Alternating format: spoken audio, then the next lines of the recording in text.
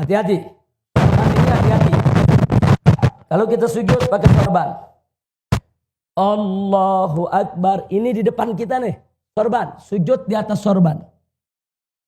Tidak sah. Ini Piki kemari. Sujud begini. Tidak sah. Kira-kira jelas tidak? Tapi kalau Piki ini jatuh, sujud di atas Piki, sah. Sah. Ini jatuh, sujud di atas sorban, sah. Tapi kalau sorban ini sedang kita pakai begini, sorban di depan kita, terus sujud di atas sorban, tidak sah. Nah, kalau Anda lagi sujud, tahu-tahu nggak sengaja ini begini, Anda udah sujud begini, turunkan aja ini. Ini turunkan, selesai. Sholat Anda sah. Paham?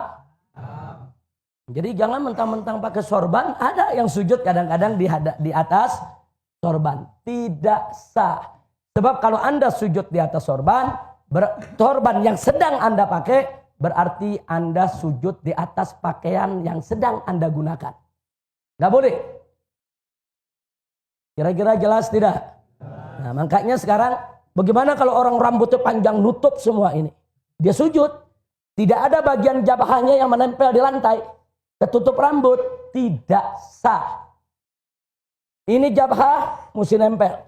Nah, nempelnya pun harus ada beban. Contohnya beban, andai kata, ini tempat sujud saya tepung atau bedak. Andai kata bedak, kalau saya sujud, saya angkat, ngejiplak, ada tanda sujud. Itu berarti saya sujud dengan beban. Ada orang sayang menjambulnya. Dia sujud, hati-hati saudara, cuma nempel gitu. Ada yang begitu. Andai kata ada bedak, nggak ada tanda sujud. Tidak sah. Sujud itu bukan sekedar nempel, tapi ada beban. Nah, jadi kalau dalam kitab fikih diumpamakan andai kata ada tepung, tepung itu ada bekas cap jidat kita. Kira-kira jelas tidak? Paham? Nah, jadi sujud ada tata caranya. Jangan sembarangan kita sujud. Posisi kaki jari lihat, posisi tangan lihat, posisi jidat lihat. Nah, ini yang penting. Termasuk perempuan yang suka yang pakai apa? Mukena. Kadang-kadang mukenanya panjang, begitu dia sujud, mukenanya di depan. Dia sujud di atas mukena. Tidak sah. Makanya hati-hati tempat sujud kita. Nah, jangan sampai berkaitan dengan apa yang sedang kita pakai. Kira-kira jelas tidak? Paham semua? Jadi kalau ini Piki nutup begini, sujud tidak sah. Tapi kalau ini Piki jatuh, sujud di atas Piki sah. Karena kalau Piki sudah terlepas, dia tidak lagi sedang kita pakai. Sampai di sini jelas? Paham? Baik. Berikutnya. Nah, begitu kita bangun dari sujud, perhatikan kaki kita. Bangun dari sujud. Allahu Akbar. Pantat kiri kita duduk di atas kaki kiri. Kanan kita, jari jemarinya ini menghadap ke kiblat. Perhatikan, ini belakang begini. Ini namanya duduk apa nih? Ini namanya duduk apa? Iftirash. Ini duduk iftirash. Jadi tidak begini duduknya. Tidak juga begini. Kecuali bagi yang berhalangan, yang sakit, yang badannya kegemukan, yang ada asam uratnya, dia nggak bisa duduk dengan sempurna, itu lain masalah.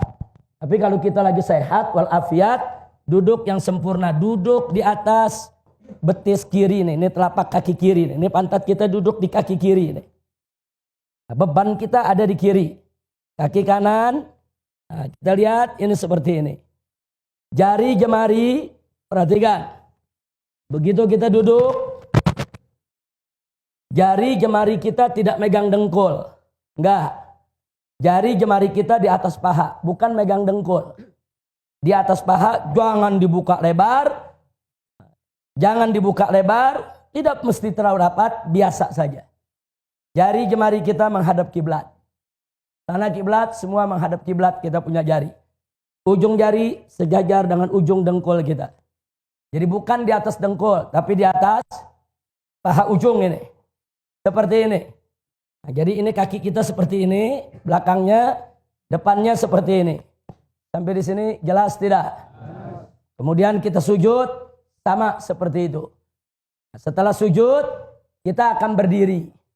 Nah, dalam mazhab Syafi'i saat kita mau diri ada sunnah untuk kita yaitu duduk sejenak istirahat.